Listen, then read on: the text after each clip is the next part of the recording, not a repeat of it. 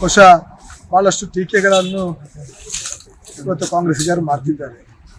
ನಾನು ಹೇಳೋದಾದರೆ, ಇವತ್ತು ಕಾಂಗ್ರೆಸ್ಸಿಗರಿಗೆ ನೇರವಾಗಿ ನಾನೊಂದು ಪ್ರಶ್ನೆ ಕೇಳಲಿಕ್ಕೆ ಬಯಸ್ತೇನೆ. ನೀವು ಭಗವಧ್ವಜನ ಒಪ್ತೀರಾ ಇಲ್ಲವೋ ಎಂಬುದನ್ನು ನೀವು ಪ್ರಥಮವಾಗಿ ನೀವು ಅದರ ವಿಚಾರವನ್ನು ಬಹಿರಂಗಪಡಿಸಬೇಕು. ಯಾಕಂದರೆ ಭಗವಧ್ವಜದ ಬಗ್ಗೆ ನಿಮಗೆ ನಂಬಿಕೆ ಇಲ್ಲದಿದ್ದರೆ ಅದನ್ನು ಹೇಳಿ, ನೀವು ಯಾವ ರೀತಿ ನಿಮ್ಮ ಮುಂದಿನ ನಿರ್ಣಯಗಳನ್ನು ಮಾಡ್ತೀರಾ ಅಂತ.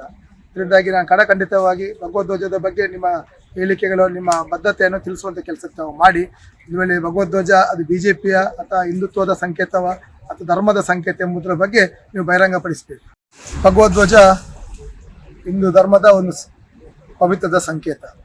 ಬಹುಶಃ ಜಿಲ್ಲಾಧಿಕಾರಿಗಳು ಅದರ ಮೂಲಕ ಚಾಲನೆ ಕೊಟ್ಟದ್ದು ಅದೇನು ಪಾಕಿಸ್ತಾನ ಧ್ವಜ ಇಟ್ಕೊಂಡು ಚಾಲನೆ ಕೊಟ್ಟ ರೀತಿಯಲ್ಲಿ ಇವತ್ತು ಅವರು ಅದನ್ನು ಟೀಕೆಗಳನ್ನು ಮಾಡ್ತಿದ್ದಾರೆ.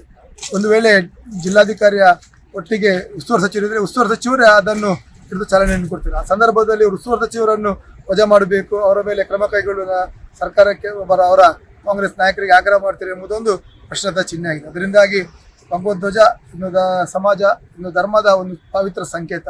ಇದರಿಂದಾಗಿ ಕಾಂಗ್ರೆಸ್ಸಿಗರು ಈ ಧರ್ಮದ ವಿಚಾರದಲ್ಲಿ, ಈ ಭಗವಧ್ವಜದ ವಿಚಾರದಲ್ಲಿ ರಾಜಕೀಯ ಮಾಡೋದನ್ನು ಬಿಟ್ಟು ಬಿಡಿ.